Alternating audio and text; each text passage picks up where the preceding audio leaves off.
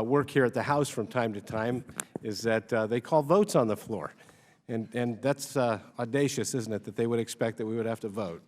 But anyway, I believe some of the other committee members that were planning on being here will be here soon.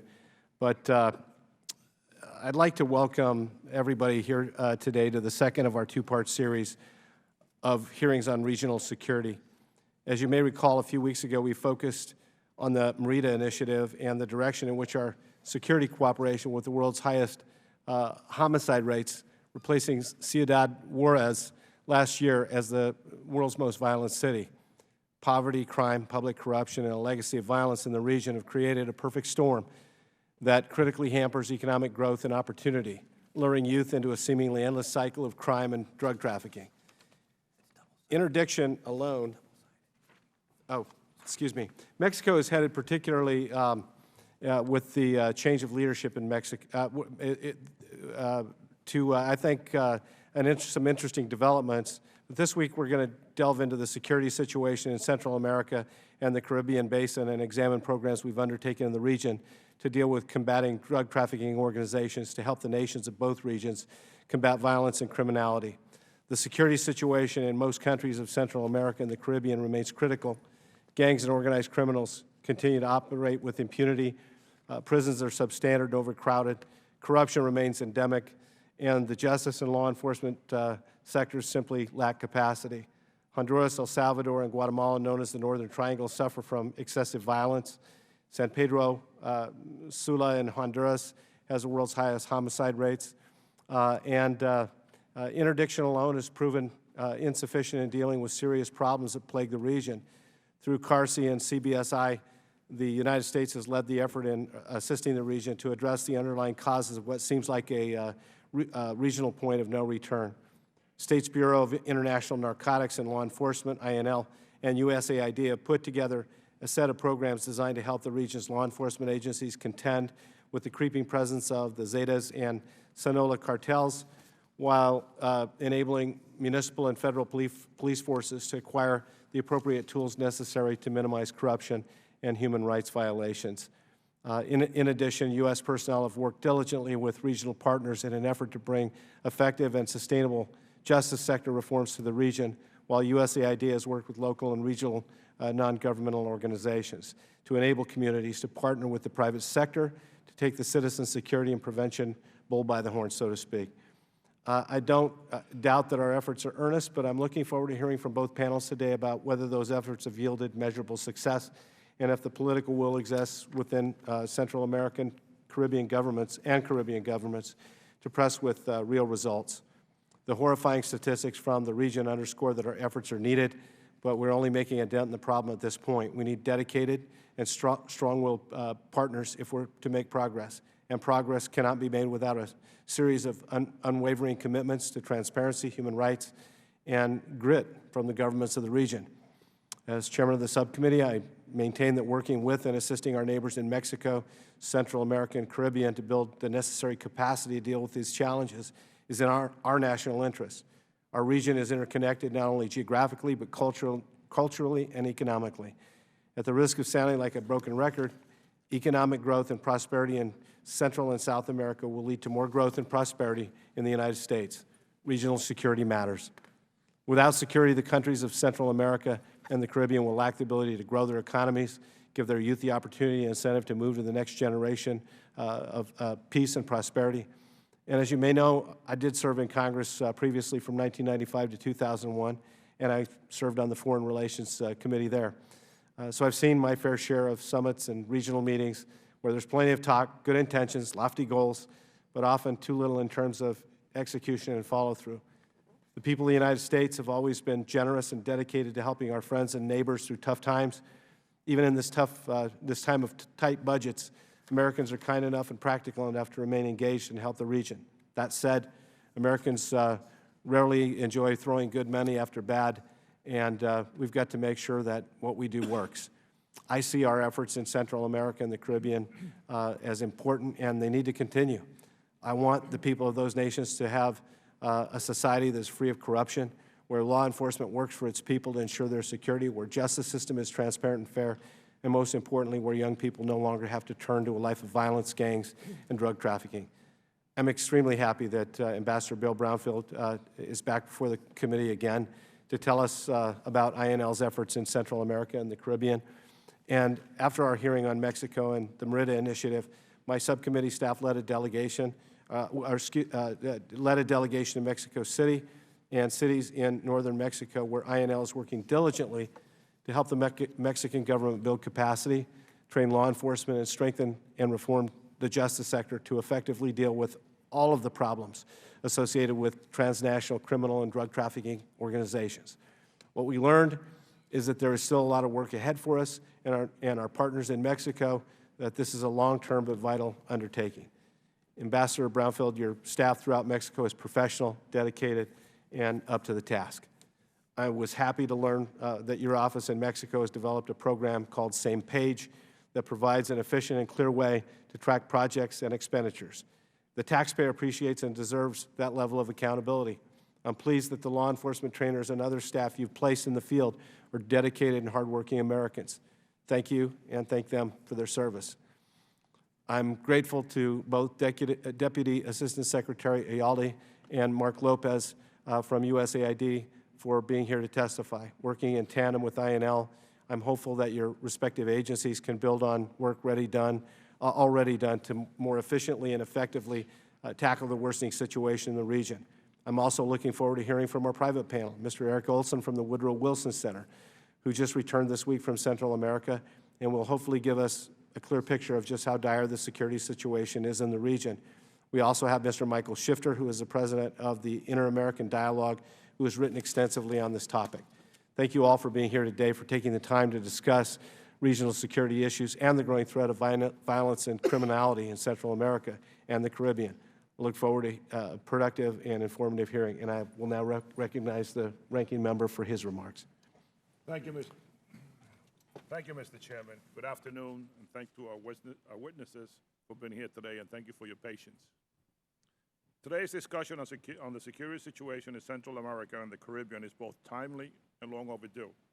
While merited efforts to combat criminal threats and reduce drug trafficking and related violence in Mexico has diverted our attention from the public security crisis that has emerged in Central America.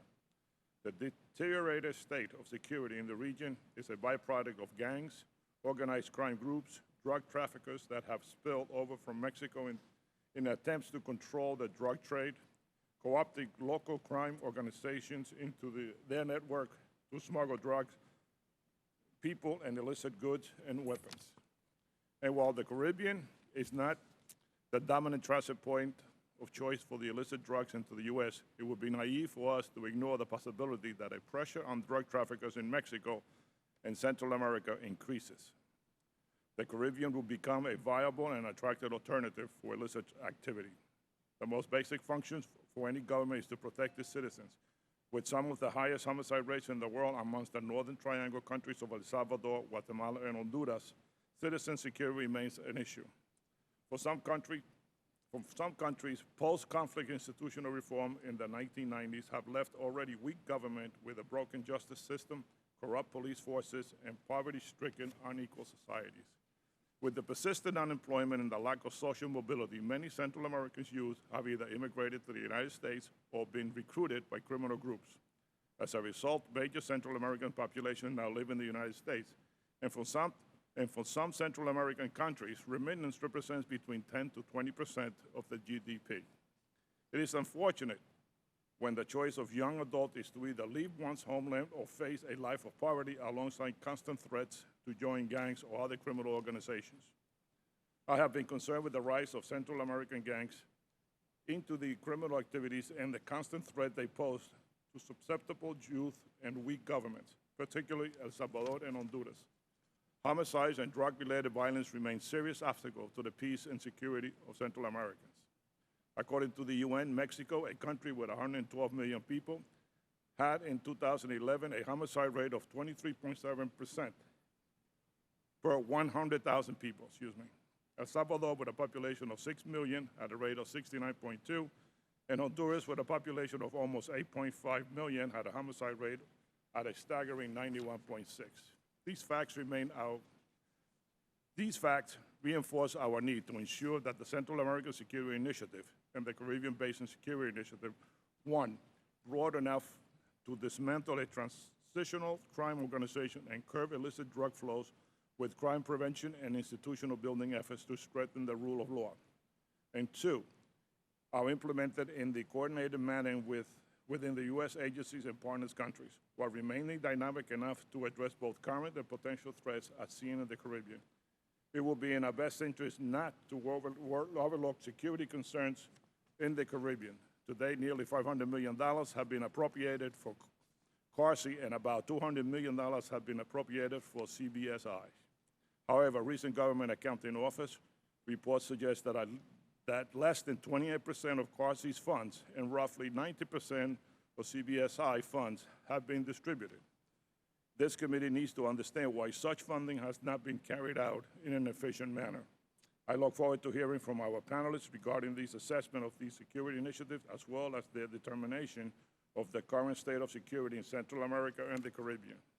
Transforming a generation of corrupt behavior, strengthening the rule of law, implementing long-due institutional reform, and creating a more inclusive society for youth prone to illicit activities will take time and determination. However, the United States must approach these initiatives with a goal of transferring ownership to Central American leadership. Ultimately, it is the people of Central America that are responsible, subject the public and the political will to take this difficult task on. Thank you. Thank you. Recognize the gentlewoman from Florida. Thank you so much, Mr. Chairman. And when talking about security in this hemisphere, we must not forget about Cuba, the state sponsor of terrorism 90 miles from my district. In the last 2 months, the Obama administration has granted a U.S. visa to Raul Castro's daughter and returned to Cuba a convicted spy without having him finish his sentence here in the U.S. This week, we find that the State Department is engaging the Castro regime in direct mail and migration talks. The Castro regime will not, has not, never has complied with any international agreement. In fact, just a few years ago, the regime signed 2 international human rights accords. Yet the tensions on the island have risen. Valiant defenders of democracy like Las Damas de Blanco, the ladies in white, face weekly beatings. In addition, it is the Castro regime that does not comply with the mail accords that we signed with him from years ago. Meanwhile, a U.S. citizen languishes unjustly in a Cuban prison.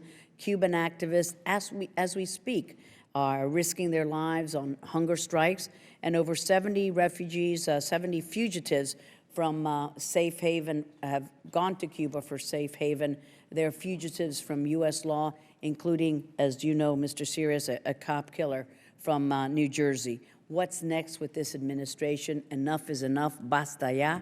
The Cuban people deserve freedom and democracy, just as all oppressed people do, and these talks will not help them achieve those goals. And Mr. Chairman, during the question and answer period, I look forward to asking our witnesses about the capacity and the willingness and the capability of the Caribbean nations to fight drug trafficking, and whether the Mexican drug cartels are penetrating any of these countries. We've heard a lot about the Dominican Republic having been infiltrated by them. Thank you very much, Mr. Chairman. Thank you. Pursuant to Committee Rule 7, the members of the subcommittee will be permitted to submit written statements to be included in the official hearing record. And without objection, the hearing record will remain open for 7 days to allow statements, questions, and extraneous materials for the record, subject to the length limitation in the rules. I'd like to introduce the first panel. Ambassador Brownfield is the Assistant Secretary for the Bureau of International Narcotics and Law Enforcement Affairs. Prior to his appointment, Mr. Brownfield served as U.S. Ambassador to Colombia, the Bolivarian Republic of Venezuela, and the Republic of Chile. Pretty easy career there. Ambassador Brownfield is a graduate of Cornell University and the National War College. He also attended the University of Texas School of Law. Mark Lopez is the Deputy Assistant Administrator for the Bureau of Latin America and the Caribbean. He was formerly the Senior Foreign Policy Advisor, Staff Director for the Chairman of the International Development and Foreign Assistance Committee of the Senate Foreign Relations Committee. Prior to that, he served on the State Foreign Operations and Related Programs Subcommittee of the House Appropriations Committee. Mr. Lopez holds a BM from Berklee College of Music and an MPP from Harvard University's Kennedy School of Government. And I'm sorry, Mrs. Ayalde is a career minister serving as a Deputy Assistant Secretary of State for the Western Hemisphere Affairs, covering Cuba, Central America, and the Caribbean. She previously served as the USAID Senior Deputy Assistant Administrator in the Bureau for Latin America and the Caribbean. In addition, Mrs. Ayalde served as the United States Ambassador to Paraguay from 2008 to 2011. She holds a BA from American University in International Studies and a master's degree in International Public Health from Tulane University. And also, I understand that you've been nominated to be ambassador to Brazil, which is fantastic. We were just there, and they need a great person like you. So, best of luck. And without further ado, I keep calling him Ambassador Brownfield, but we'll start with you. You may call me whatever you wish, Mr. Chairman. Thank you, Mr. Chairman, Ranking Member Sires, members of the subcommittee. Thank you for the opportunity to appear before you today to discuss CARSI and CBSI initiatives. Our strategic assessment is very simple. We believe the region suffers from a surge in drug trafficking and violence, and all nations are affected. As efforts succeed in Colombia and Mexico, traffickers push into Central America and the Caribbean. Therefore, we must pursue a coordinated strategy throughout the region. As the American people look to Central America, they see drug flows into the United States. But the peoples of Central America see violence, crime, and homicides. Our strategy must address both drugs and violence. Between 2008 and 2012, Congress provided more than $300 million in funding to my Bureau to support law enforcement and rule of law in Central America. Most Central American governments have increased their own tax and revenue base to provide more support for security and rule of law as well. What are we doing? We support police training and internal affairs units to identify and root out corruption. But reforming an institution takes a generation, and the people have a right to improved performance now. So we support special vetted units who can work high-priority cases today. We link up with USAID's community development programs to support model police precincts in the poorest and most violent communities. We provide specialized training on drugs, criminal investigation, gangs, and special victims. And we provide training to prosecutors, judges, border guards, and corrections officials. Mr. Chairman, over the past year, homicide and violence rates have gone down throughout Central America. And I will not claim full credit for CARSI, but clearly it is one factor. If Central America is today's crisis, then the Caribbean is tomorrow's challenge. I have said it before and I repeat it today. As our efforts in Central America begin to bite, trafficking organizations will search for alternative routes and networks, and the Caribbean will look attractive. Drug flows through the Caribbean are tiny compared to Central America, but they are growing. In 1 year, they increased from 5 to 9% of total cocaine flow to the United States. CBSI is designed to work with Caribbean governments to reduce drug trafficking, strengthen citizen security, and improve justice. We are investing today to pay dividends tomorrow. We are building cooperation. Each country is different, but our programs are regional. We train police in basic and specialized law enforcement. We train prosecutors, judges, and corrections officers. We support special units to combat drug trafficking and gangs, and the Coast Guard leads maritime exercises. In Trinidad and Tobago, we work to expand the National Police Academy into a regional training hub. Law enforcement throughout the Caribbean benefits from access to the Automated Fingerprint Information System, or AFIS, in working their caseloads. Mr. Chairman, this subcommittee has been generous in supporting our efforts in Central America and the Caribbean. There are some who call this mission impossible, insisting that we will never solve the problem. I am not one of them. I agree that it took us years to get into this situation, and it will take years to get out of it. But the Hemisphere is focused as never before. The OAS dedicated its General Assembly 2 weeks ago to the drug issue. We are engaged, we are cooperating, and we are exploring new approaches and strategies. I believe we will have a good narrative to tell about Mexico and Central America. I look forward to telling it.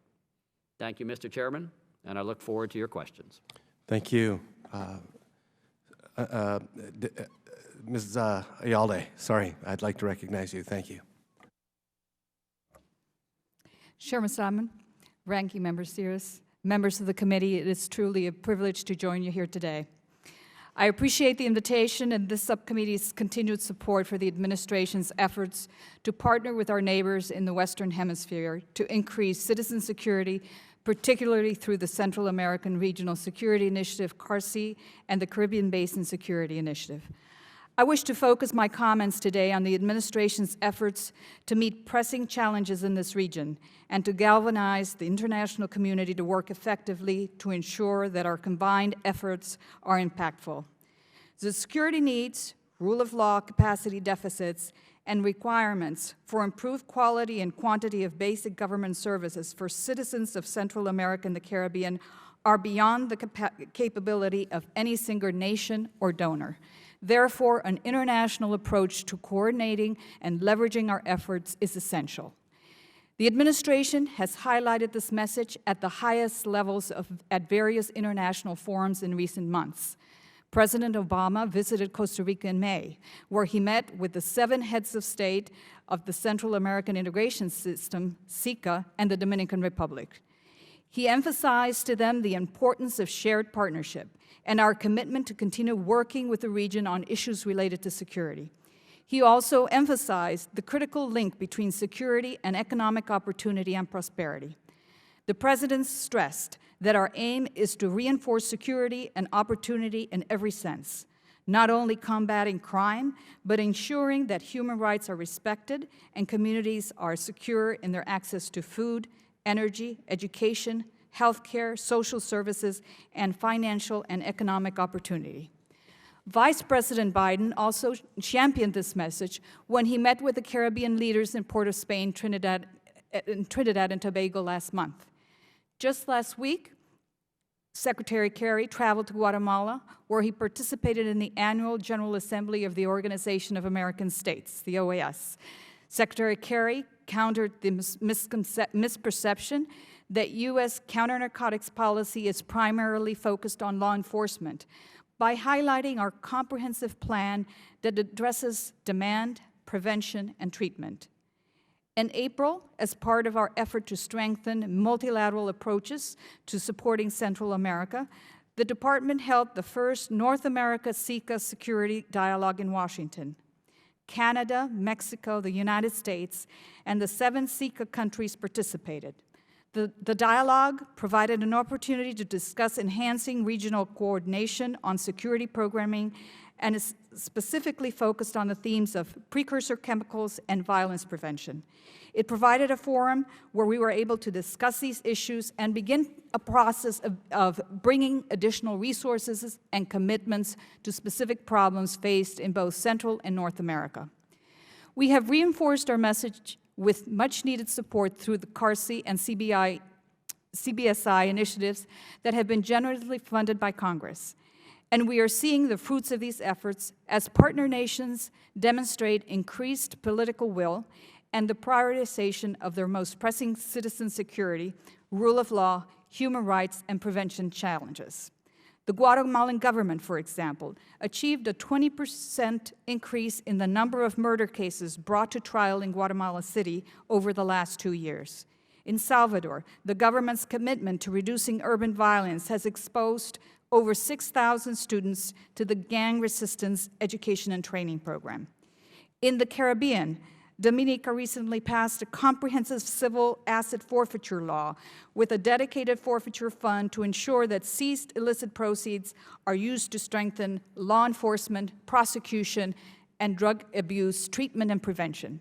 This is the first such law passed anywhere in the Eastern Caribbean. The government of Jamaica has embraced a comprehensive police anti-corruption program that includes an anti-corruption branch of the Jamaican Constabulary Force. We are watchful that success against the criminal enterprises in Mexico, Colombia, and Central America could drive them increasingly to the Caribbean for new opportunities and trafficking routes. With CBSI assistance, we have an opportunity to address vulnerabilities in the infrastructure, build government and law enforcement capacity, and engage at-risk youth before transnational and other criminal elements can take hold. It is only through our continued support, the support and expertise of other donor nations, and the commitments of our partners in the region that we can prevent an increase in crime in the Caribbean. As a partner of Central America and the Caribbean, it is the goal of the United States to continue to support these regional and national efforts and to utilize our diplomatic and political resources, as well as our foreign assistance, to foster enhanced levels of sustained dialogue and collaboration to turn today's citizen security challenges into catalysts for building a more secure and prosperous future for the Hemisphere. Thank you again for this opportunity to discuss these issues with you, and I look forward to the questions. Thank you. Mr. Lopez. Thank you, Chairman Salmon, Ranking Member Sires, and members of the subcommittee. Thank you for the opportunity to appear before you today. USAID's work in security is focused on addressing the root causes of crime and violence, not only because of the implications for U.S. national security, but because high levels of crime and violence threaten to stall economic and democratic progress as well. The heart of our work in this area is through prevention programs designed to complement and reinforce government efforts to improve the rule of law, strengthen the capacity of municipalities to prevent crime, and create additional educational and employment opportunities for youth most susceptible to joining gangs. To ensure that we have the greatest impact on the most people, our efforts are largely focused in high-crime urban areas of El Salvador, Guatemala, and Honduras. Governments in the region are largely abandoning the previous decade's failed mano dura or iron fist crime-fighting tactics in favor of more prevention-based approaches. We welcome this change. For example, the government of Honduras declared 2013 the year of prevention. The government of El Salvador recently launched a new municipal crime prevention policy that we think is a helpful framework within which to operate. And USAID is employing several novel approaches, a couple of which I'll mention here. First, because no single actor involved has all the answers, we are aggressively working as a broker to share lessons from places that have had success. Countries like Brazil and Colombia have much to offer in this respect. Also, through an agreement we signed with the City of Los Angeles, USAID is adapting the LA's proven gang reduction methods in identifying youth susceptible to joining gangs and organized crime. We are also connecting city officials in the region with their counterparts in places like Arlington, Texas, Santa Ana, California, Pinellas County, Florida, and tailoring successful models accordingly. Second, given the size and scope of these challenges, donor investments are not enough. Countries must generate and invest their own resources. For this reason, we're testing models that allow them to bring in more money, particularly at the municipal level. And in El Salvador and Honduras, we launched a revenue challenge competition to increase the collection of unpaid fees. Cities who do this well will get a modest subsidy to reinvest in crime reduction programs. The idea behind this is to invigorate local government ownership, increase resources for prevention, and thereby build their capacity to play a greater role in the solution. Third, governments and donors are not the only stakeholders, and therefore USAID is increasingly engaging with the private sector. Through partnerships with Chevron, Hanes Brands, and Starbucks, we are working to physically transform more than 150 schools in the region. We also work with telecom operators and mobile phone companies who provide free internet access in our outreach centers, and who developed a mobile crime system that enables law enforcement in 5 municipalities to track, report, and analyze real crime data. The innovations brought by these companies are as valuable, if not more valuable, as their financial contributions. And lastly, our programs under CARSI would have little impact if they were not embraced by youth in the region. Most of them have a mother, a brother, a sister, a cousin, who they can help galvanize around violence prevention. USAID is proud to support the Central American Youth Movement Against Violence, which now has chapters in all 7 Central American countries.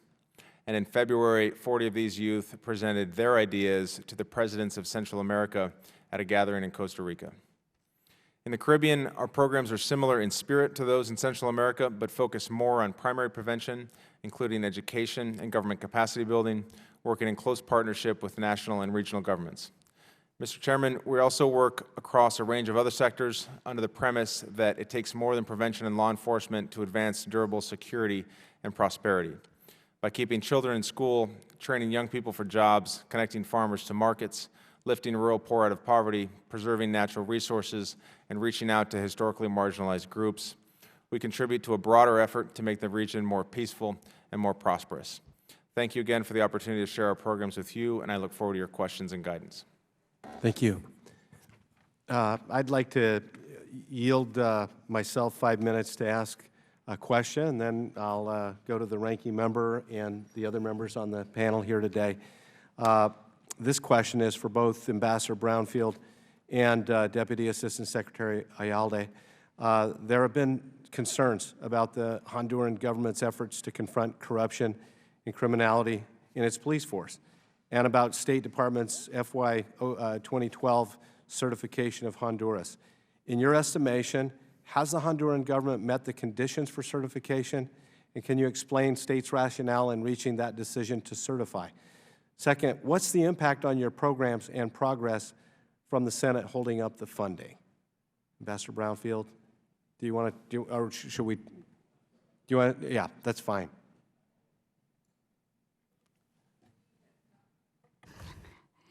We have not issued the report yet. We are following it, the situation very carefully. Obviously, we are, like others, concerned with some of the issues of impunity and human rights. But we believe that our commitment is to the Honduran people, and we are looking for ways that we could continue to do so while adhering very closely to the legal restrictions. And Mr. Chairman, from a programmatic perspective, the impact on our ability to conduct our programs is this. First, we try to have programs that directly attack the problem being evidence of corruption and, call it, misbehavior or abuse of authority in law enforcement and security elements. We attempt to address the problem by training at base level or basic level for those in the police and security forces, and second, by supporting the establishment of internal affairs divisions that are able to identify the corrupt or abusive individuals and eventually remove them from service. Second, we are applying the strictest possible vetting standards to those units and individuals with whom we work, by which I mean we use the community that assesses these matters, the human rights community, the legal community, the policy community, both here in Washington and in the field in Honduras, to determine which individuals and which units are reasonably believed to have committed these abuses in the past or continuing to commit them in the future. And those individuals and units we will not work with. We will find in some cases we apply a lesson by which we have 2 degrees of separation. For example, if a particularly senior official is found to have committed these abuses, we not only will not work with that official, we will not work with anyone that reports to that official. We will be at least 2 steps below that individual before we would work with anyone in that institution. What has been the impact of the Senate hold, Mr. Chairman? There is currently $10.3 million on hold. This funding would be used to support the ability of the Honduran National Police to conduct drug interdiction operations, particularly in the isolated northern region of the country. The impact of the hold at this point is our inability to deploy or support the deployment of Honduran National Police in that area. That in and of itself is not a disaster. The problem, of course, is just as you and I realize this, so do the drug traffickers. And as they realize that this is a zone where the police cannot reach, it obviously for them becomes a very inviting area through which to traffic their product. Thank you. I'm going to yield back the balance of my time and recognize the ranking member. You know, I read before where nearly $500 million have been appropriated for CARSI, and about $200 million have been appropriated for CBSI. Recently, the Government Accounting Office reports suggest that less than 28% of CARSI and roughly 90% of CBSI funds have been distributed. Can you expand upon that? Why it just seems that we could have done a better job appropriating more money?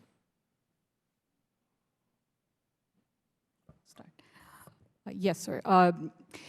It did take a while to get started. In the Caribbean, we're working with 13 different governments with different levels of capacity, and we have to ensure that there were institutions that were going to be good partners in working that. I think it took a while to get started, but we are at the right pace right now where we're cranking up a number of activities. So only to say that we recognize the slow start, but we had to be comfortable and assure that there would be transparency in the use of funds and that the partners would be able to carry out their commitments. So we are at that place. In fact, it is unique to see that the governments of the region have taken the framework of CBSI as theirs. We believe that this is very positive. Other donors, including the Canadians who are helping us coordinate among all the donors that are participating in the Caribbean, are coordinating under the leadership of Canada, and they're also using the framework of CBSI. So it took a while to get started, but I think that we're at the right moment right now. So we recognize that slowness. Congressman, if I could add a little bit of gloss from my side, and I'll run the specific figures by you. The GAO report was assessing a period of time that concluded with fiscal year 2011. Since then, we have gone through another whatever number of months we have since then, another 18 months. Things have happened in that period of time.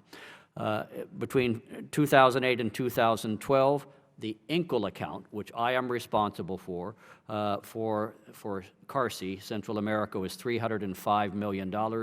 Of that $305 million, $294 million is now obligated.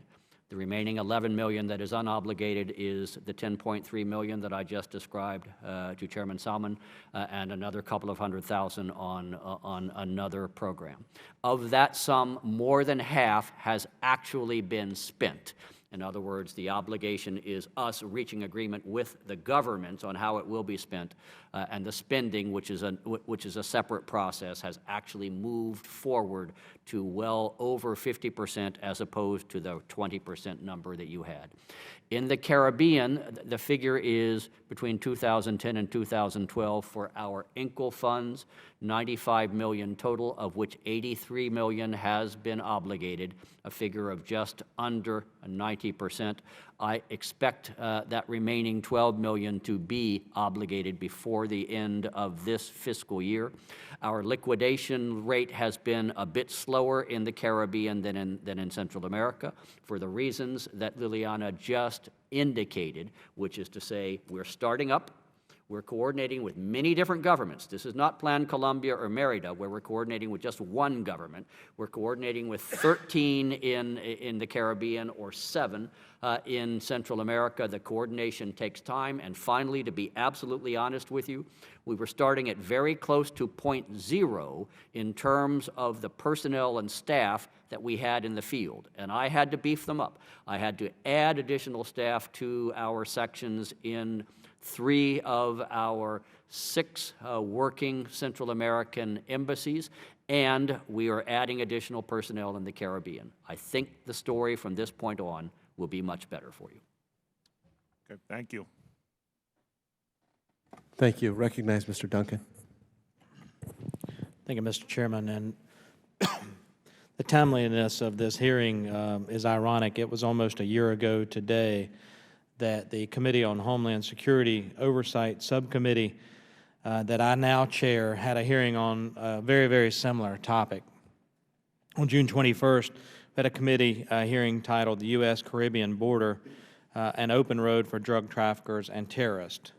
We had the witnesses were the Honorable Luis Fortunio of Puerto Rico and Rear Admiral William Lee, Director of Operations, Policy, and Capabilities, United States Coast Guard. So during that hearing, we talked about the Caribbean region being possibly the potential to become an unlocked backdoor to the continental United States, not only for drug traffickers, but terrorists as well.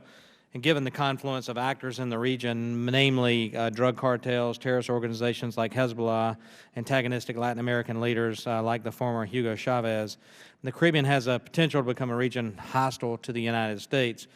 What's more, given the Caribbean's geographical proximity to the United States mainland, this threat's even more unsettling. And during that hearing, we talked about the Caribbean being astride the major shipping lanes from South America, North America, and even Europe, how appealing that is to drug traffickers moving cocaine from South America and Mexico. So I say all that saying that this hearing is great as a follow-up to what we learned there. And then shortly thereafter, I traveled to Bogota and met with the Colombians and really learned about what we were doing with the Colombian government and helicopter training and a lot of other training to the tune of about $10 billion, I think, over a decade. And so the question I have is, do you see a segue to build on that Colombian experience? And then, how do you see Colombia working in this? And I asked Ambassador Brownfield there because I certainly enjoy his testimony in Congress. He's come several times, and I think he's very knowledgeable. How do we see Colombia as possibly being an ally in the region to train maybe the Hondurans or the Guatemalans or El Salvadorans they may not come to the U.S. for training, but they may go to an ally within Latin America for training. So are they a willing partner? Do you see a benefit of that? And how may that help in the Caribbean nations as well? Ambassador?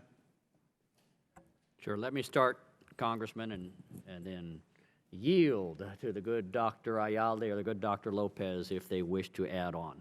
I think it is an excellent question, and even better, it's an opportunity for me to make a couple of points about Colombia, a country with whom I've had some considerable experience, including, I would like to think, 3 years during which we were trying to lay the groundwork for exactly what you have just described. I believe Colombia plays a very useful role in 2 senses. One, lessons that we have learned there, frequently the hard way, between January of 2000, when Congress first appropriated funds to support Plan Colombia, and today. Lessons in terms of how you do these sorts of programs, how you cooperate and collaborate, how you engage other partners, how you try to bring together the security side of a program with the developmental side of the program, how you sequence it, how you figure what your end game is so that we are not asking Congress to support a program forever. There are a lot of lessons that we have learned in Colombia that we can apply in Central America, or the country to the immediate north of Central America, or among the 14 countries of the Caribbean. The second important fact, and I use the word fact to talk about in the Columbia sense, is how Columbia itself plays as a service provider and supporter in these programs. Because let me be absolutely frank and blunt. Right now, the Colombian National Police is training more police and law enforcement in Central America than all of U.S. law enforcement put together. Now, some of it is supported by us, so in essence, it is CARSI funding, Plan Colombia funding, or in some cases even Merida funding that does this, and it does it because it is cheaper for us to have Colombian National Police provide this training than us doing it ourselves. Sometimes it is the Colombians themselves providing that training.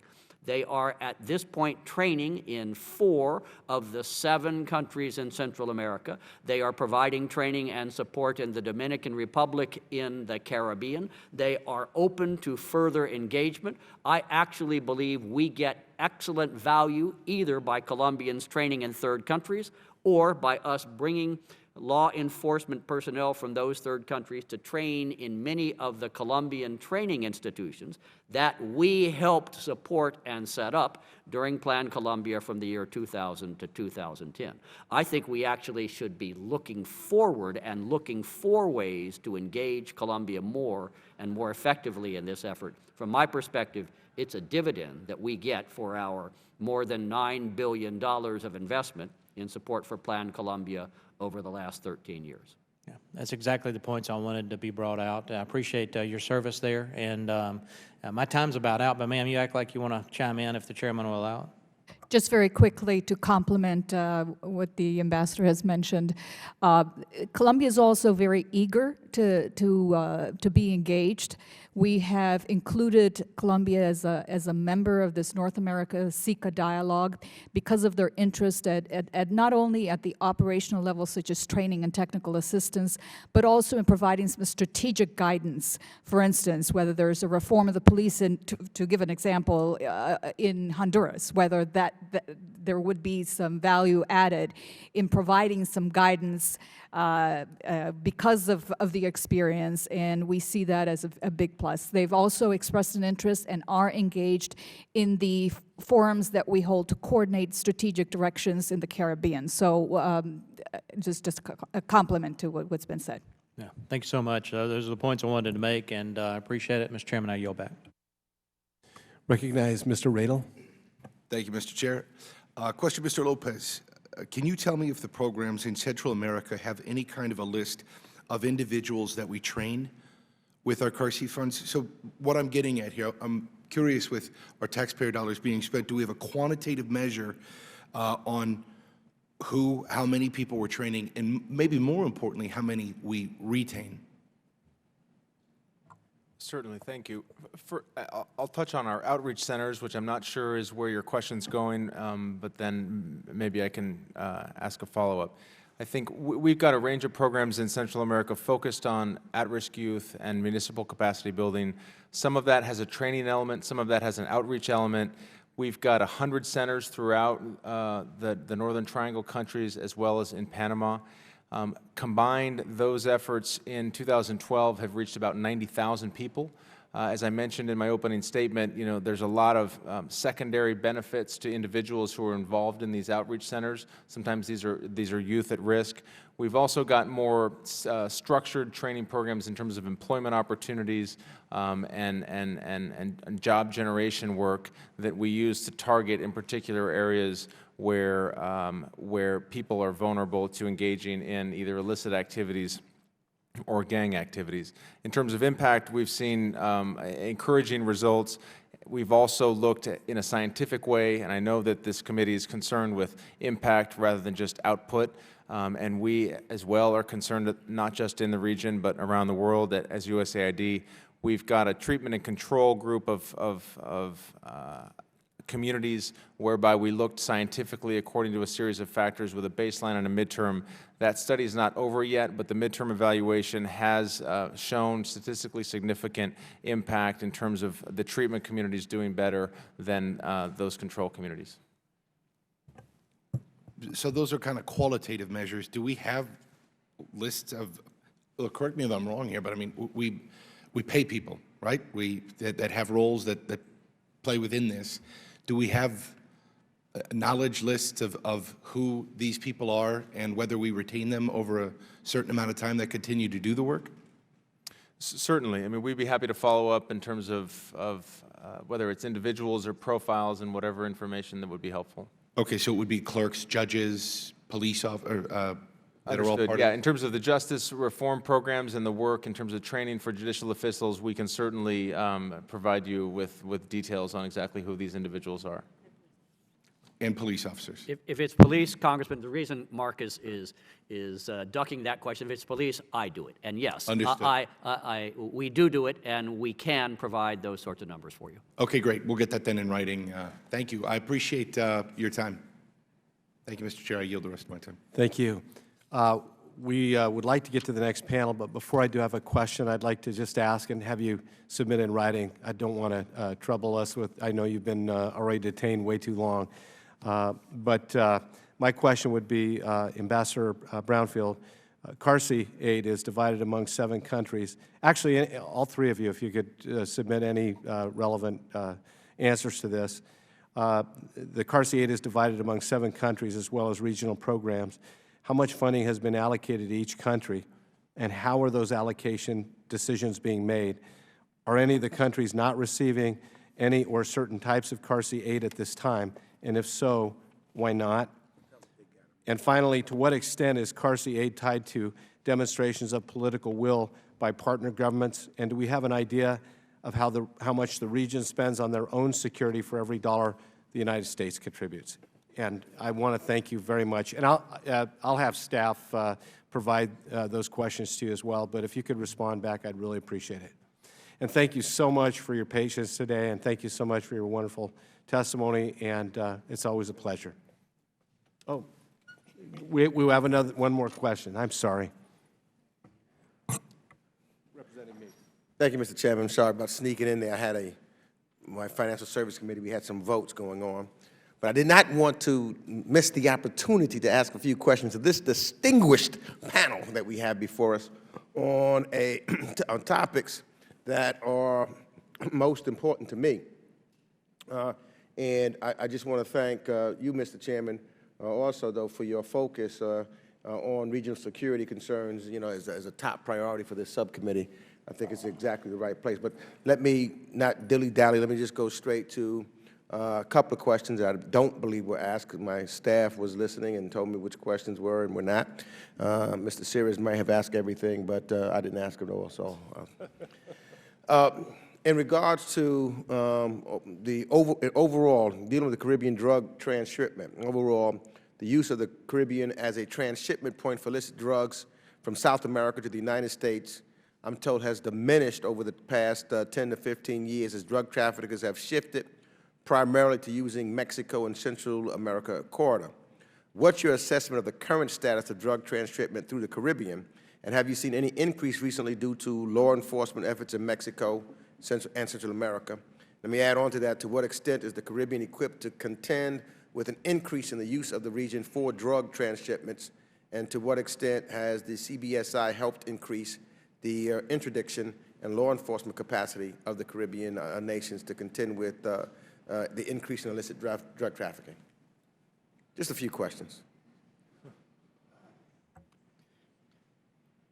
Mr. Chairman, I'm sure I speak for the entire panel when I say we would be deeply disappointed were we not to have received any questions from the distinguished gentleman from Queens. I will be delighted to offer at least the start of an answer on these, and let my friends Drs. Ayalde and Lopez follow up as they think appropriate.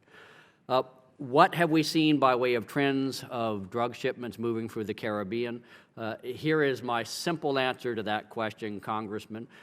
We see drug transshipments through the Caribbean is still a tiny percentage of that which moves through Central America and Mexico, but it is growing. In between 2011 and 2012, the last year for which we put together reasonably good statistics so far, since traffickers do not report their business to official government institutions. We calculate that the amount that has been shipping through the region has jumped from 5% to 9% of the total that is coming to the United States of America, nearly doubling. The overwhelming majority of that flows through the island of Hispaniola, the Dominican Republic, and Haiti, and probably the majority of that flows through Hispaniola flows through the Dominican Republic. The trend, therefore, is obviously moving in an upward direction. And I would add a second point. It is perfectly logical that that happen. The logic is as follows. In the early 2000s, we squeezed them in Colombia, and a lot of them moved their operations to Mexico. Beginning in 2007, 2008, we started to squeeze them in Mexico, and they moved into the Central American region. Starting around 2009, we began to squeeze them in Central America. What are they going to do? One option is that they all go out of business, open beach cabanas, and live happily ever after as entrepreneurs. The other is they will look for an alternative and cheaper place to do business. And when they start that search, the Caribbean and those old networks that we took down in the 1980s and the 1990s are going to look very attractive. And that, Congressman, is what CBSI, from my perspective, is all about. We are investing in the future. We are trying to build both the capabilities and the cooperation among the 13 cooperating governments of the region so that they will be prepared to address this reality that I see coming down the road. We are talking about many states that are very small, vulnerable because they do not have the resources and the personnel to perform this mission, who require this degree of cooperation and support from us in order to be able to do it. If we do our job right today, this is not a story in 2 years' time. We'll know in 2 years whether we have done our job right. If I may, sir, just to add to that, everything that is being done is done through the optic of institution building. To give an example, we have 2 advisors from ATF that are posted in the Caribbean to provide technical assistance on trafficking of small arms.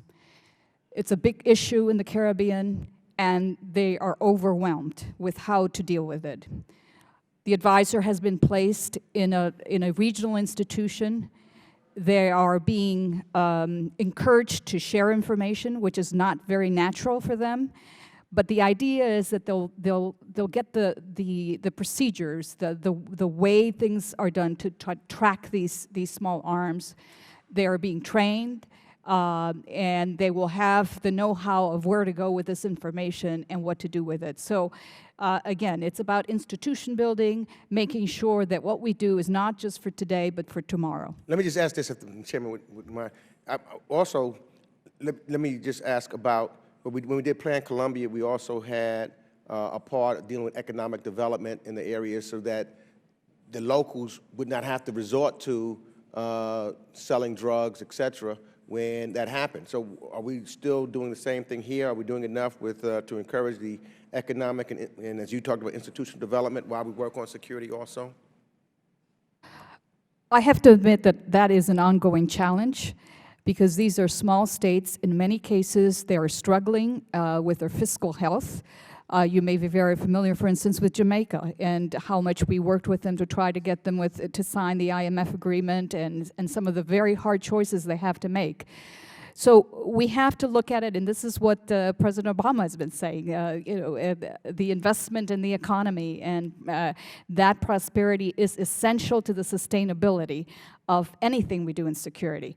It is a challenge in the case of the Caribbean because they are small states. They depend a lot on tourism, and so and we have limited resources. AID is present in a very limited way, and so we don't have as many tools. But what we do have is more creative ways of working with the business sector. For instance, I am traveling to Barbados in about a week to launch the American Chamber of Commerce in there to be working in the Eastern Caribbean, and we're encouraged to be able to attract more business and investment. Thank you. Thank you. Mr. Chairman, I just would request that, you know, it was a little bit late, but can I ask unanimous consent to submit my opening statement for the record? Absolutely, without objection. Thank you. Okay, thank you very much for your testimony. We really appreciate it. And thanks again for your patience.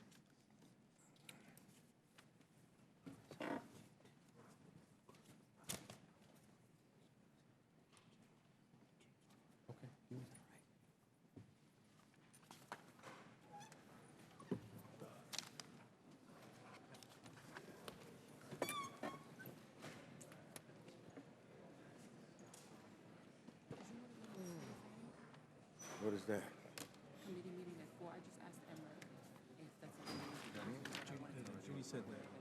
You know what? I got to decide whether we're calling this reporter back. I got two reporters.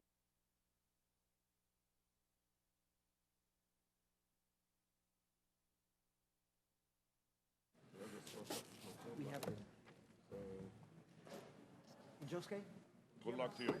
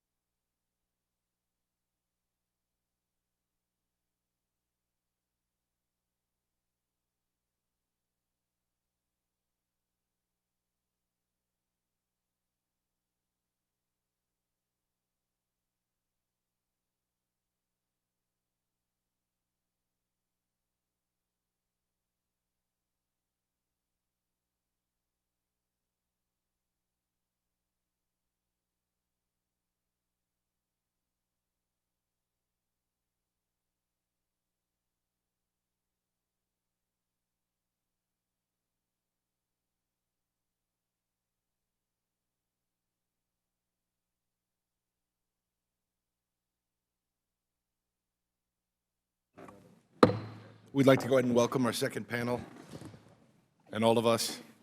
Thank you so much for being here. Let's go ahead and run through the bios real quick here. Eric Olson, a member of our second panel here, is the Associate Director of the Latin American Program at the Woodrow Wilson International Center for Scholars. His research and writing is focused primarily on security issues and the impacts of crime, organized crime, and violence on democracies. He's also written about reform of police and judicial institutions as a vehicle for addressing the problem of rapidly expanding crime in the Americas, which is what we're dealing with here today. Now, prior to joining the Wilson Center, he was a senior specialist in the Department for Promotion of Good Governance at the Organization of American States from 2006 to 2007. Mr. Olson also holds a BA from Trinity College in History and Secondary Education and a master's degree in International Affairs from American University. Again, thank you for being here. Over to Mr. Michael Shifter. Mr. Shifter is the president of the Inter-American Dialogue.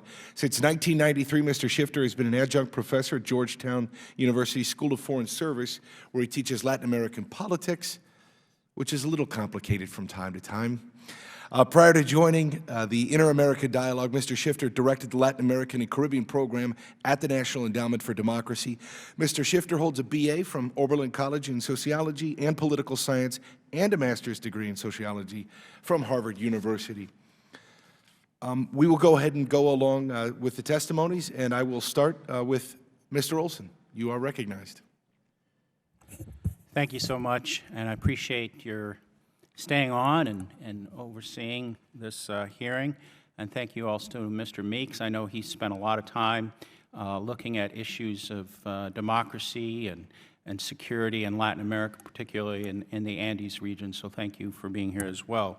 I've submitted some written testimony to the committee already, so I'd like to, with your permission, just make some summary remarks on that. On that. I just came back from 10 days in Central America, in the Northern Triangle, Guatemala, Honduras, and El Salvador, so much of what I say reflects that 10-day travel to the region. But I also lived in Honduras for 2 years in the 1980s and have repeatedly traveled to the region over the last 20, 25 years. And while I consider myself an optimist at heart, hopeful by nature, I have to admit that I feel a bit of sense of deja vu listening to our panel before us. All wonderful people that I have enormous respect for. But some of what we've been talking about here today is the same things we were talking about 20 years ago.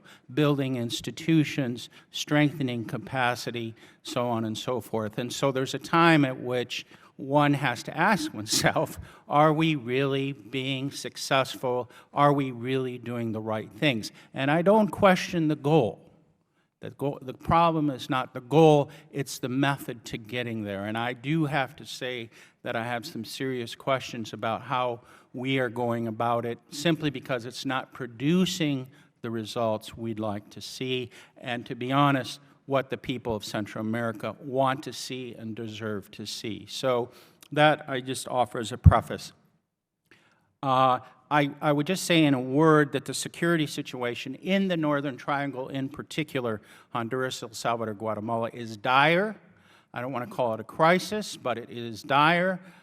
Organized crime and trafficking is rampant, and we're no longer talking just about drug trafficking. We're talking about human trafficking, trafficking in minerals, gold increasingly, other minerals, petroleum products. I mean, you name it, there's trafficking going on. And what that means is that the income from those businesses is phenomenal, and the coercive effects of that kind of trafficking is tremendous. Gangs, especially in El Salvador and Honduras, are a daily reality for people in big urban areas. And although there's been a truce declared in El Salvador and the homicide rates have gone down, extortion is still rampant. People are afraid of taking buses because they get held up consistently and regularly. So that's an issue. One of my missions on this trip was to begin an assessment of the borders in Central America.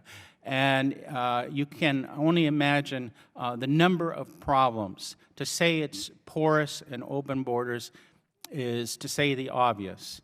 There are 8 official crossings between Guatemala and Mexico, and 122 estimated informal crossings. And I'm not talking about footpaths. These are areas where trucks drive across rivers and where boats traverse rivers without any kind of control. Conversely and ironically, at the official ports of entry, there's enormous inefficiency for commerce, legitimate commerce, where there's high levels of corruption, and trucks and people bringing products in are stuck for days on end. So the situation, again, is dire.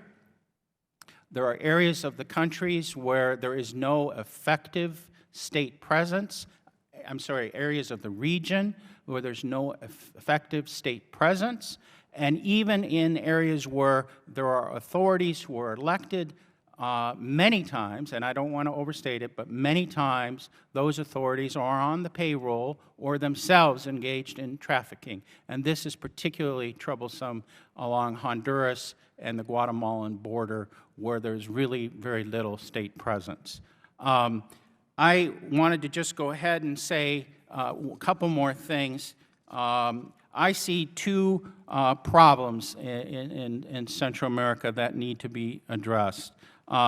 First of all, success in Central America depends essentially on the Central Americans themselves and their capacity and willingness to make the tough decisions. And unfortunately, many cases that has not been the case, done. Oftentimes there's promise of reform, initiatives to reform, there's purging and vetting, but the fundamental kinds of reforms that create greater transparency and greater accountability, and I think you are actually getting at this issue as well. We're training people, but we don't have a clear sense of what that outcome is. How is that really turning things around? I think it's an indicator of how we need to adjust our strategy in Central America to make it more effective, have better outcomes, not just better inputs. And I also think that one of the problems is that since we focus so much on drugs, we tend to reduce everything to every problem in Central America as primarily a drugs problem. And I think, frankly, while obviously drugs and drug trafficking are a big problem, we need to have a broader approach to the region that's not just focused on drugs and getting the drug cartels, but to also do, as some of you had implied, look at the economic situation, look at the healthcare system, look at the education system, because if you don't start from a broader perspective and start to reestablish the capacity of the state at many levels, I think the likelihood and hope for change in that region goes down quite a bit. I would focus anything we were to do going forward on building or defining basic benchmarks for transparency and accountability. Again, simply training people is not going to solve the problem. We've been investing in rule of law and justice reform in Central America for probably 20 years at least. And we're still with the situation of a justice system in Honduras that basically doesn't work. We have police forces in Central America, and particularly in Honduras, where last Monday while I was there, the Minister of Security said that he found over 400 people on police rolls who didn't exist. He called them ghosts, people who were collecting salaries and doing no police work. So without greater transparency on all of these fronts, I think we can continue to train people, we can continue to send equipment, we can continue to provide information, but that's the kind of fundamental building blocks that we need to start with in the region. Obviously, in 5 minutes, can't cover it all. I'll leave it there. I'm happy to answer any of your questions, and I think there's a lot more information in my written testimony. Thank you very much. Mr. Olson, I thank you. We now go to Mr. Shifter. Thank you very much, Congressman Riddell, and thank you, Congressman Meeks. Good to see you. The security situation in Central America and the Caribbean is very serious. It varies from country to country. It has different explanations in each country, but overall the trend is worsening and very worrying. Criminal violence poses a great challenge to the rule of law and to fragile democracies. The situation can and should be addressed by countries in both regions and by the regional organizations such as SICA and CARICOM. But the United States has enormous responsibility and also the capacity to assist. The economic and demographic ties to both regions are profound and are growing. The U.S.'s own strategic interests are at stake. Skepticism about whether the U.S. can help is understandable, but should be put in perspective. I recall testifying before Congress 13 years ago about Plan Colombia, and everyone asked the question, is there any precedent for the U.S. providing some sustained support to another country in the world that has helped strengthen the capacity of the state and led to reduced violence? Back then, there were no good answers to that question. Today, it is possible to cite the example of Plan Colombia itself. The U.S. cooperation did not solve Colombia's problems, but it did contribute to reducing the security problem in an important and positive way. 2013 is not 2000, and there are so many differences between Colombia and Central America and the Caribbean today. But the core problem of governance and lawlessness applies to both situations. Both CARSI and CBSI are useful and important steps, but the programs are not enough. Despite the cooperation, crime and violence in a number of countries are worsening, not improving. In Honduras, murder rates increased by some 50% between 2008 and 2012, precisely the time period in which these programs were implemented. And even where violence has dropped, the U.S. support has been too modest and could be more effectively targeted.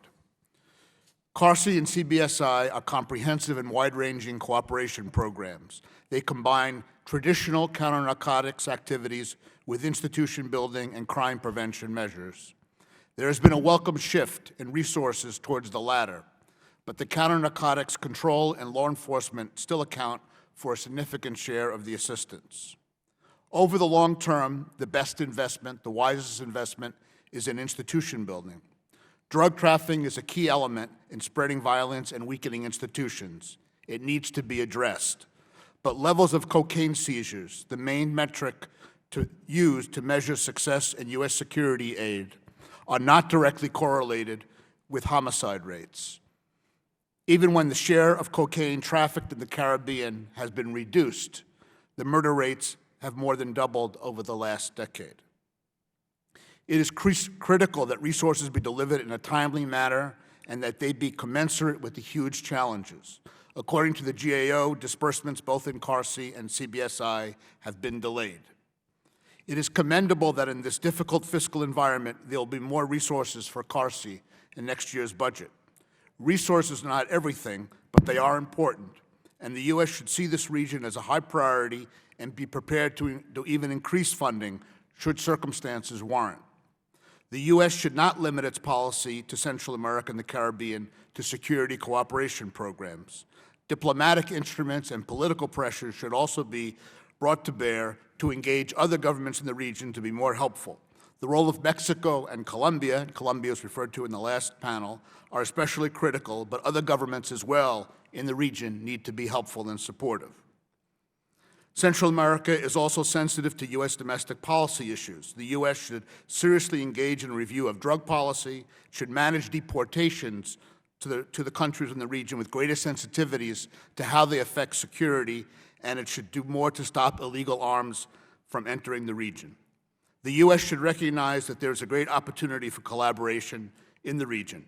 President Obama and Vice President Biden's recent visits illustrate the goodwill in both the Central America and the Caribbean. And Colombia shows that sustained U.S. support can make a difference. Thank you very much for this opportunity. I look forward to any questions you might have. Thank you, Mr. Shifter. I now yield myself 5 minutes to ask some questions. Committee hearing after committee hearing, Colombia always is this bright, shining example of what we can do when we work together, foster an economy, work on security, national security issues, et cetera, where we go from what was almost a failed state to what we have now, Colombia, the GDP booming, growing. But, Mr. Shifter, you pointed out how you cannot have a one-size-fits-all approach when it comes to these types of issues. And you noted some of the differences between Colombia and present-day Central America. I would ask you, could you expand on that a little more? What are the differences, and how can we better direct resources based on that? Well, thank you. I mean, I think Colombia has an internal armed conflict is a major difference. It's a political conflict. There's now a peace process in Colombia. Colombia clearly is one country as opposed to small countries, as Ambassador Brownfield underscored. Major coca producer. The Plan Colombia was directed at eradicating coca in the coca production in southern Colombia. So I think there are enormous differences with it, and this is mainly a problem of trafficking. That really, this is the routes, the transit routes that go through. So I think there are some real differences, but the problem in Colombia was called, on the brink of a failed state, and now some of these countries are called failed states. So there are similarities in terms of basic structures of governance and questions of accountability, transparency, corruption. These issues were brought up in the context of Plan Colombia as well.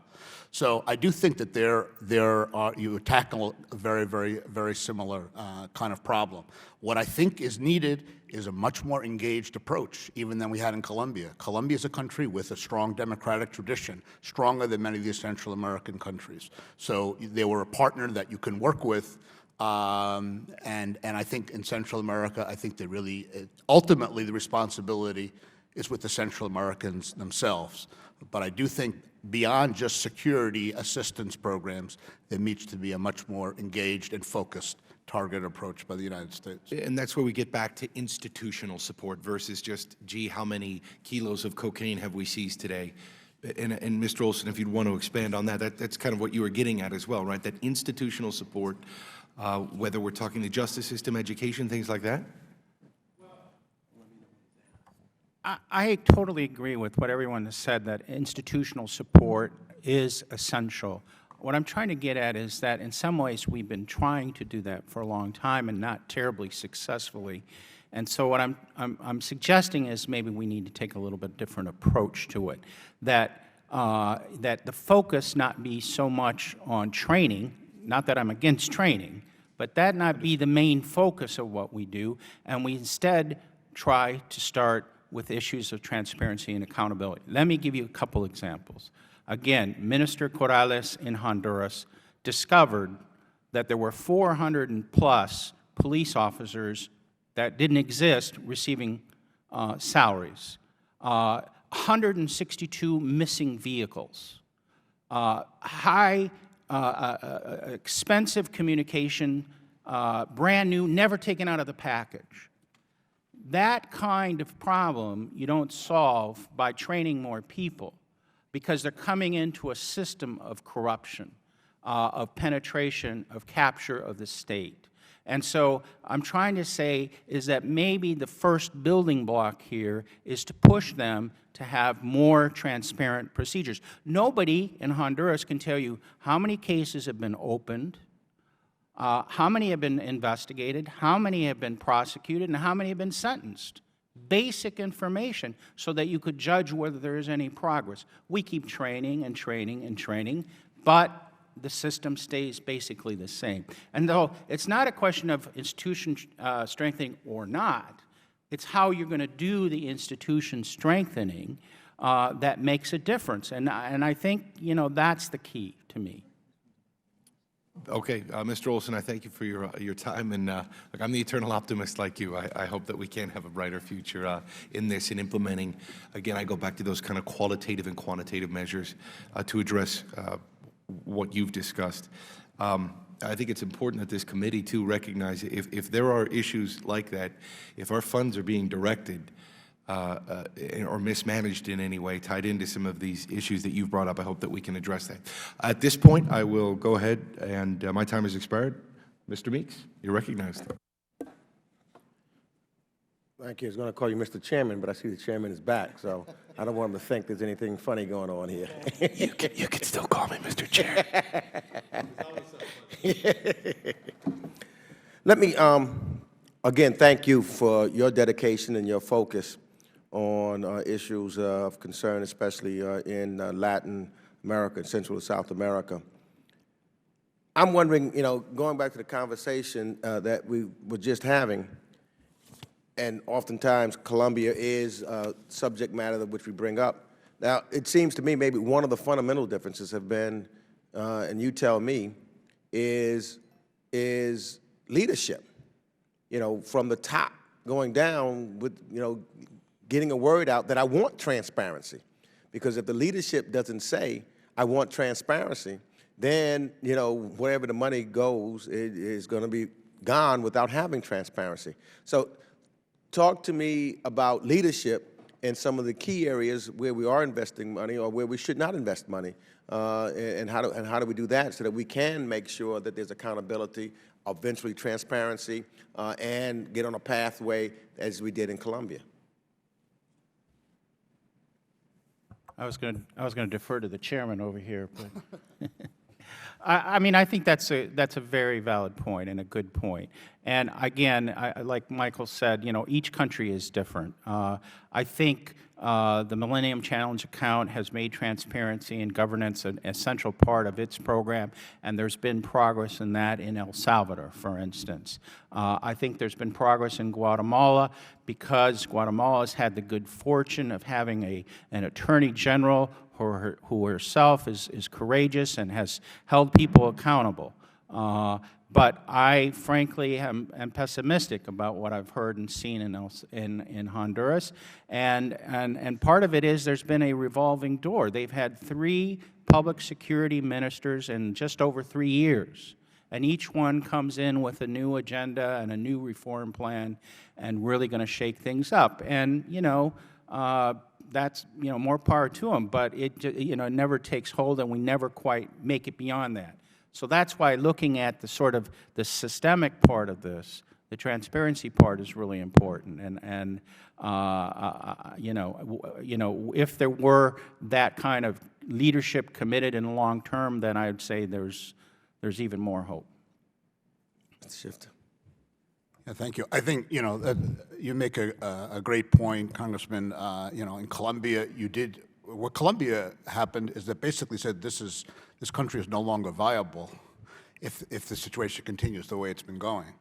And so in that context, leadership emerged that kind of tapped into something that was out there, and we haven't quite seen that yet in Central America.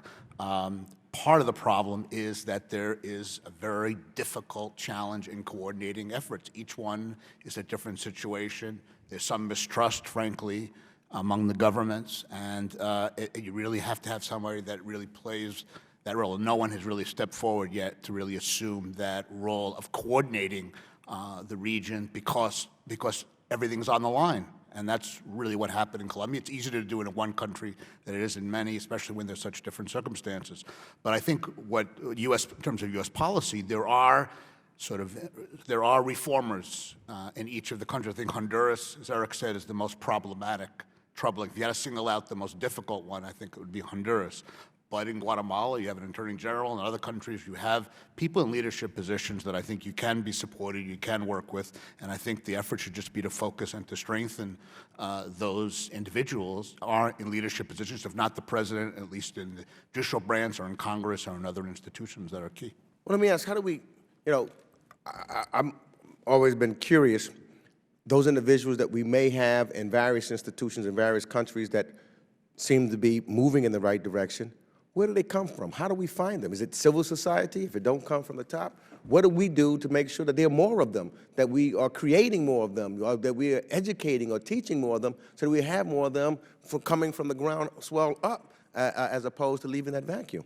Well, I think that's a great point, and that's why I say we can't have just such a narrow focus on fighting drugs. We have to look more broadly, because we got to identify leaders with possibility and that can move this forward, and they may come from unexpected places. Again, trying to be optimistic even about Honduras, the one bright light I see in Honduras is actually the university. A university that traditionally has been abandoned, underfunded, corrupt, you name it, now has a rector who is viewed as an honest person, who is doing new and innovative things at the university. She's created an observatory on violence that's actually creating documentation schemes of, you know, who's getting murdered where. The government's not doing that. She's doing it. So there's somebody that, you know, is not in government and is outside and maybe on the periphery, but I think she's beginning to create a space in Honduras that's legitimate, and maybe we can build something there. I can see my time has expired. Thank you, Mr. Meeks. I now recognize the chair. Thank you. How has, either of you can answer this question. Actually, it's a couple of questions. How has DoD supplemented the assistance provided through CARSI? And what have been the principal accomplishments of DoD support for Central America thus far? How will the budget cuts affect the interdiction and training efforts moving forward? And what other major challenges for interagency cooperation? And how would you expect, or how would you respond to concerns that U.S. assistance is being provided to militaries that still experience widespread impunity for human rights violations and criminal activity? Thank you.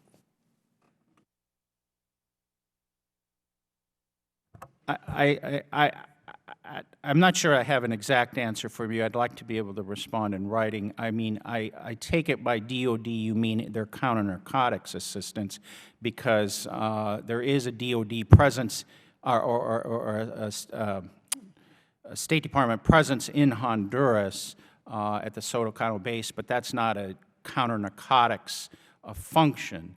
Southcom has numerous programs in the area that are counter-narcotics focused.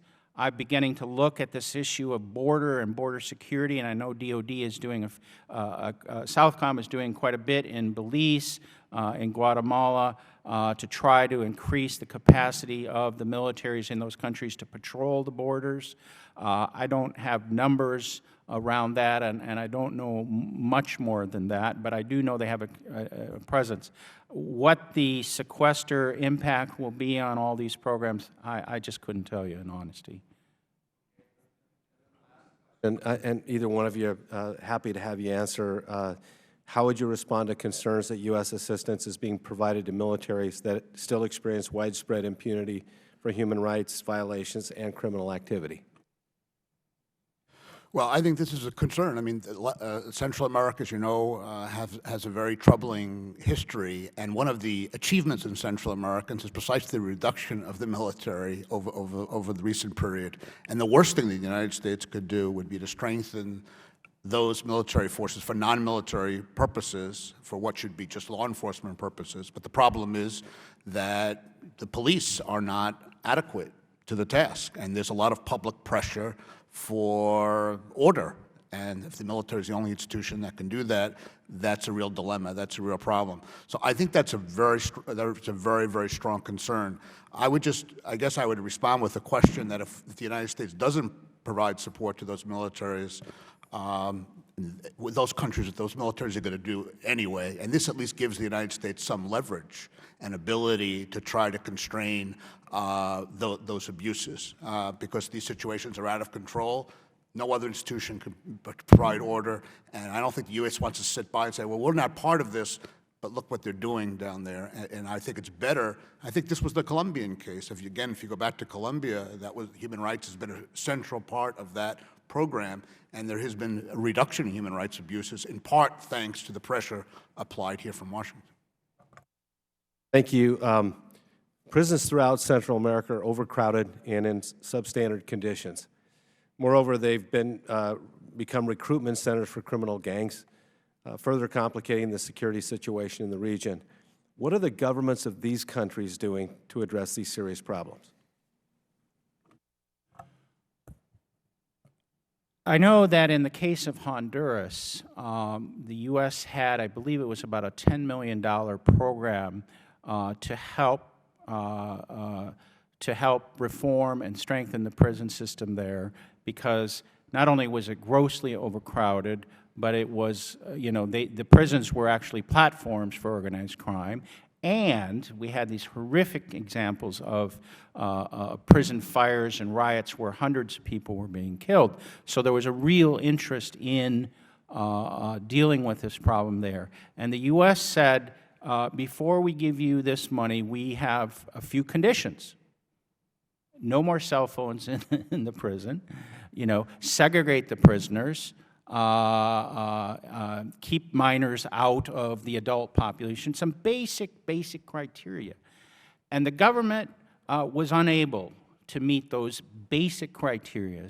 So the U.S. said, we're not giving you $10 million. As much as it's needed, as important as it is, if you can't make some basic standards, you don't have the will to do some basic things, we're not giving you the money. So, you know, it's a real dilemma, because the problem, as you say, is extreme. Now, there are better prisons. They've improved prison conditions in El Salvador. They've improved prison conditions in other countries. But when a country doesn't have the basic fundamental commitment to make some minimal changes, you know, one has to ask oneself, is this the right way to invest our money? I think they did, but the situation has not improved. Thank you, Mr. Chair. Thank you both, gentlemen. It's been very productive. I think it gives us a little clarity moving forward on the realities of this, the cultural realities to this, which is a theme that just keeps coming up in this. You can only do so much. People have to want to help themselves. And when, as stewards of taxpayer dollars, it's imperative that we look at this very critically, especially given our own economy and our own budget here in the United States. Gentlemen, thank you both. With there being no further business, the subcommittee is adjourned.